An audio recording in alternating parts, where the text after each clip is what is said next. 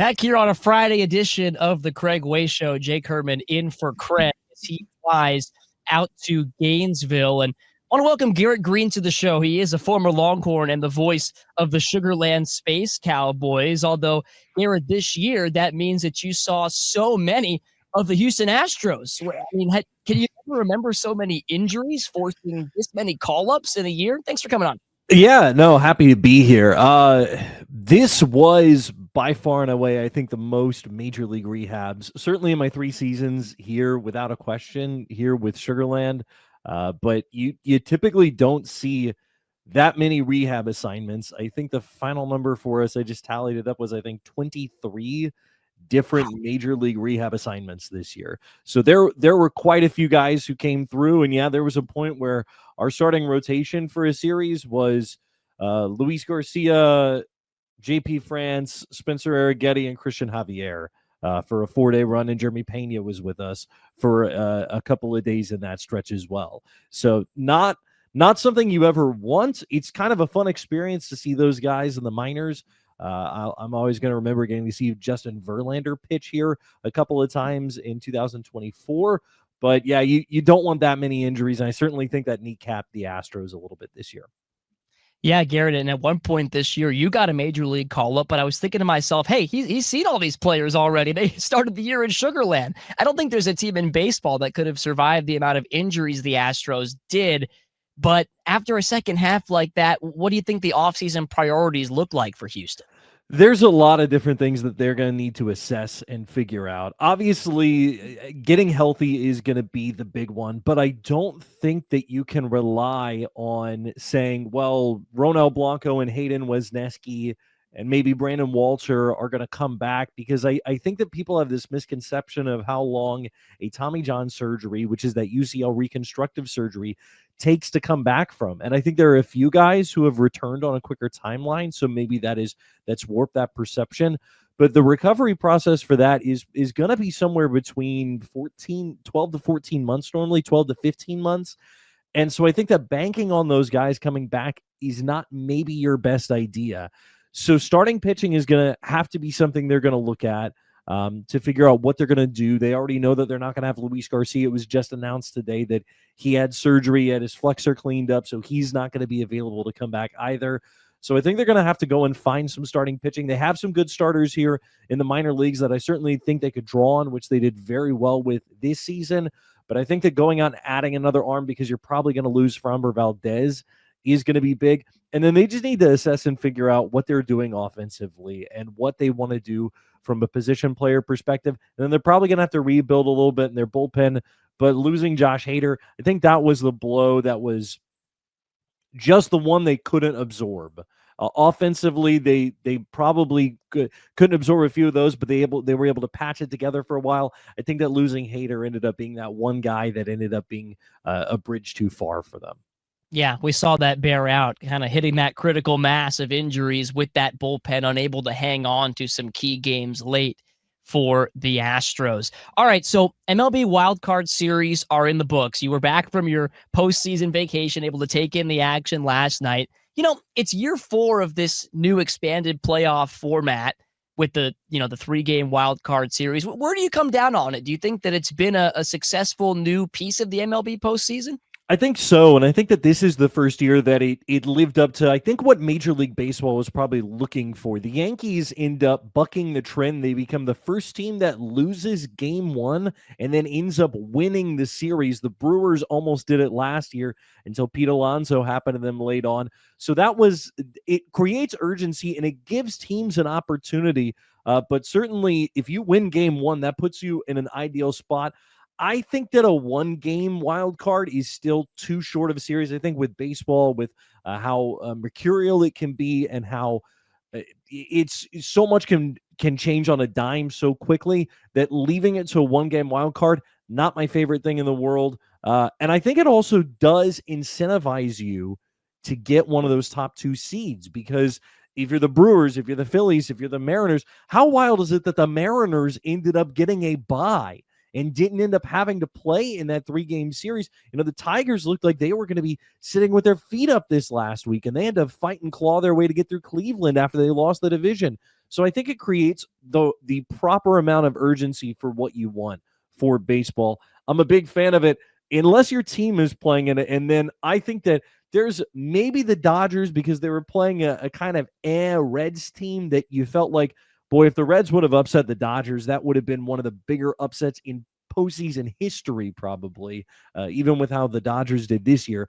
But everybody else, that was a white knuckle series for every other team that's out there. But I think that's kind of the drama you want. And it creates excitement here in this kind of spot where, like, college football wasn't going over the course of the week. You didn't really have the NFL to compete with. And I think it created a good spotlight for baseball. Yeah, I'm with you on those TV windows. Although I know Craig Way, our Dodger fan, host of this show, currently on his way to Gainesville, was happy that his team could put their feet up last night and prepare for the Philadelphia Phillies. We'll get to those division series in a minute. I want to talk about the Cubs beating the Padres. It's one of those series that definitely could have gone either way. Really quiet series from some of the Padres' biggest bats.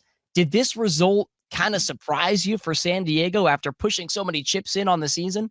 You know, I think that there's definitely two sides to this. So first of all, this is now back-to-back playoff series that the Padres have failed to score, and they have all these star-studded names in their lineup. They have Luis Arias, who's a batting champion. They have Manny Machado. They have Fernando Tatis Jr. They've got Xander Bogaerts. They've got Jackson Merrill, who's one of the great young up-and-coming stars. Like, they have all of these offensive pieces, but remember, they pushed the Dodgers to the brink last year. They had them down 2-1. All they had to do was win one game last year, and they ended up getting shut out in both of them last season. And then, they get one run in the ninth inning yesterday to make it interesting because the back end of the Cubs bullpen is still a little fraught. I think that it's surprising that they didn't make a deeper run, because certainly there were points and times this year where they looked like the most dangerous team. And I really thought that the back end of their bullpen, if they could have gotten out of a 3-game series and had enough offense, their bullpen was probably the most dangerous one in baseball. They had it to where all you had to do was get 5 out of your starter, and then you can turn it over to a lot of flame-throwing right-handers, even losing, Jason Adam earlier in the season after the trade deadline. So that is where it is surprising.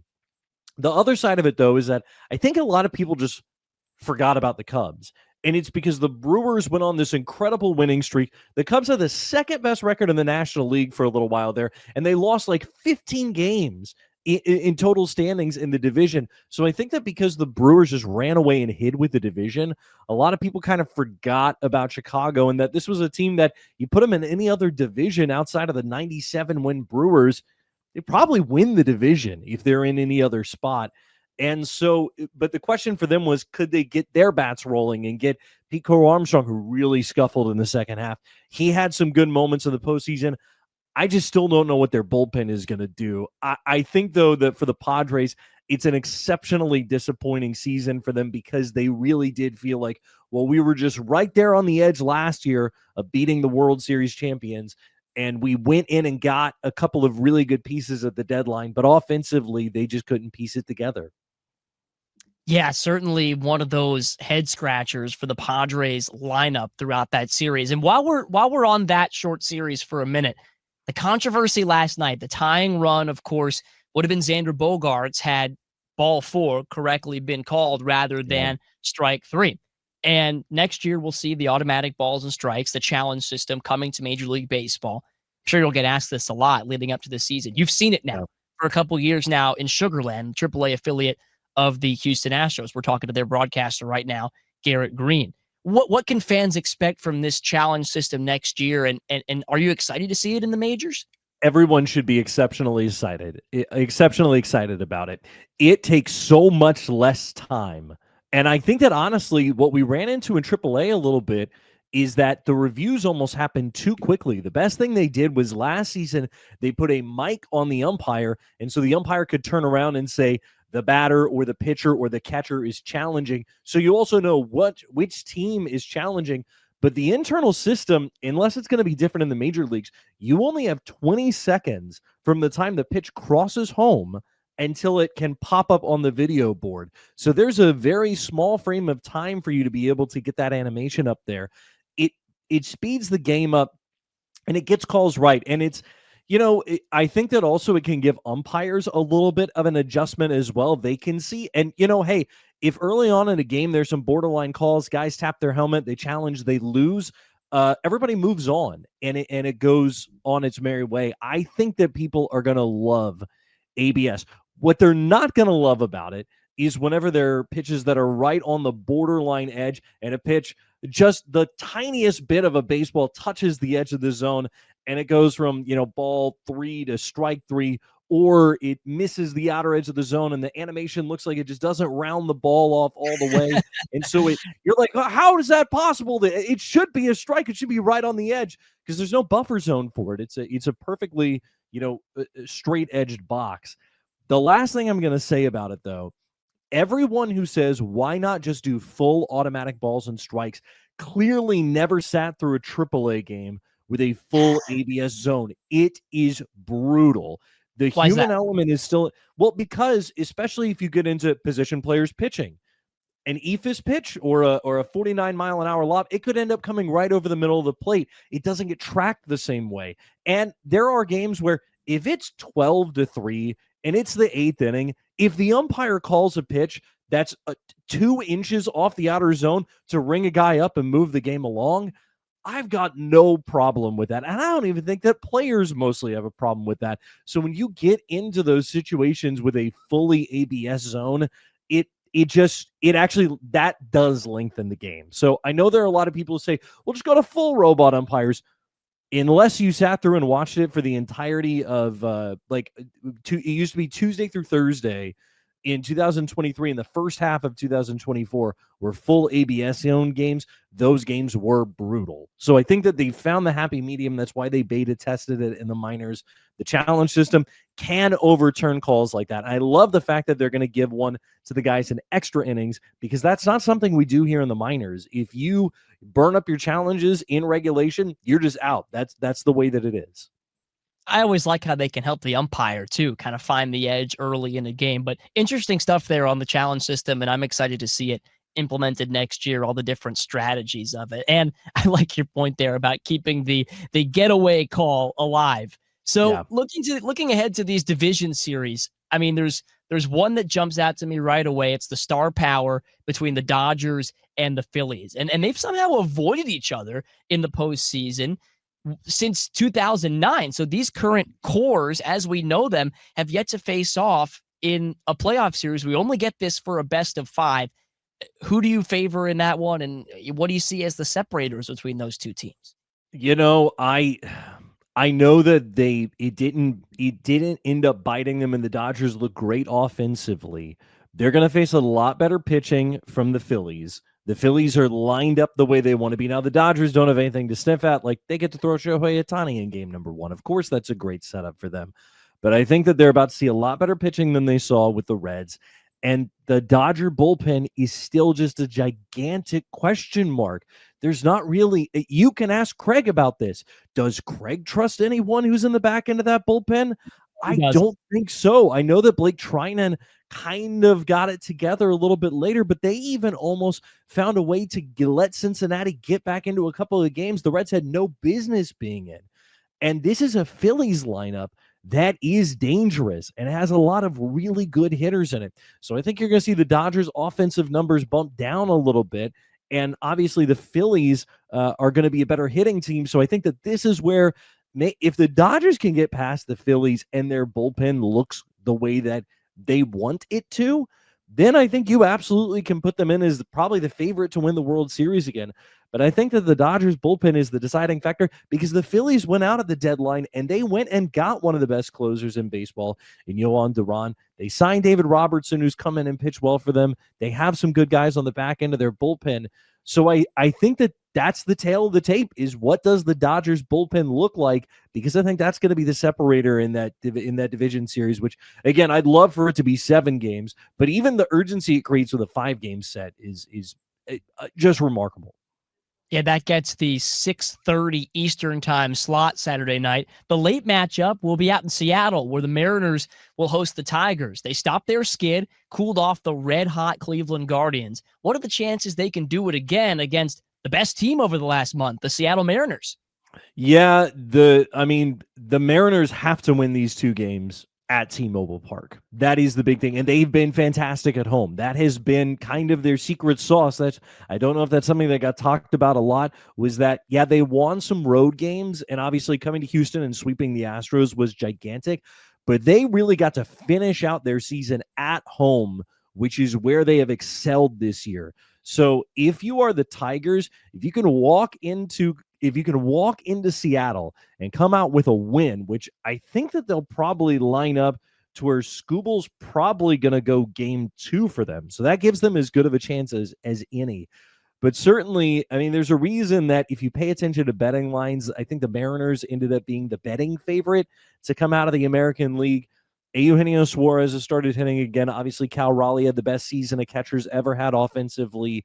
Julio Rodriguez had a pretty good second half. Josh Naylor has been a gigantic boon that I don't know if enough people are talking about. And then their bullpen in the middle innings is not as solid as most people would want it to be, but they do have guys who can spin it out there, and then they can hand the ball to a great closer at the very end of it. So the Tigers, I think if they can walk out with a split and go back to Detroit, where they haven't been for a while, Right. and get back to Detroit and get the Mariners out of their familiar element, then they'll have a chance to go pitching chaos. But I also just don't know if the Tigers can score enough runs to win that series. And that I think that series probably sets up to be another low scoring affair. And you said pitching chaos on the Tigers side. I think if the Yankees are forced into that situation, they'll be 3 and out against the Toronto Blue Jays. But if they get starting pitching like they did against Boston in that wild card series, can they upend the top seed in Toronto?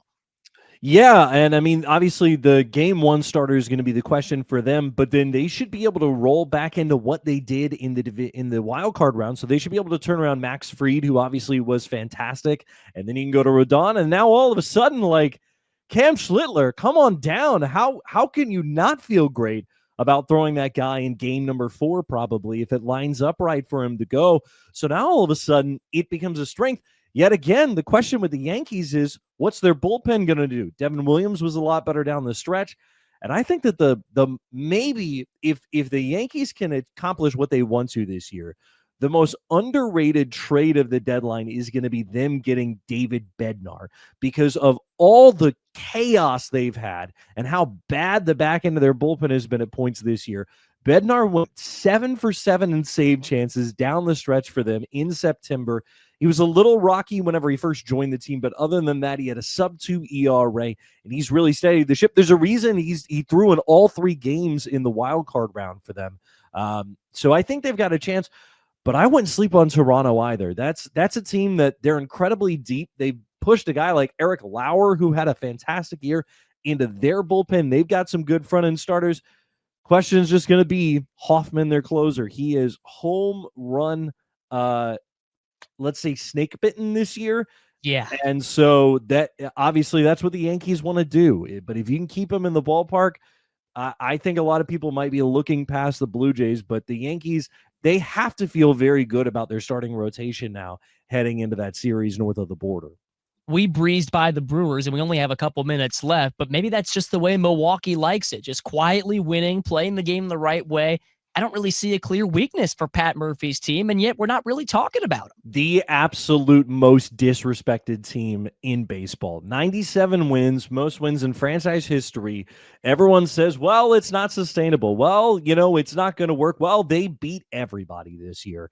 For people who might not know, I worked in the Brewers organization for 7 seasons. So I had Sal Frelick in AA and Abner Uribe and Bryce Terang and a bunch of these guys you see contributing to the Brewers. I think it is very good for them that they stayed out of that 3-game wild card, because that is what has bit them over the last couple of seasons. They get to be at home. It's a nightmare scenario if you're the Brewers to maybe lose to the Cubs.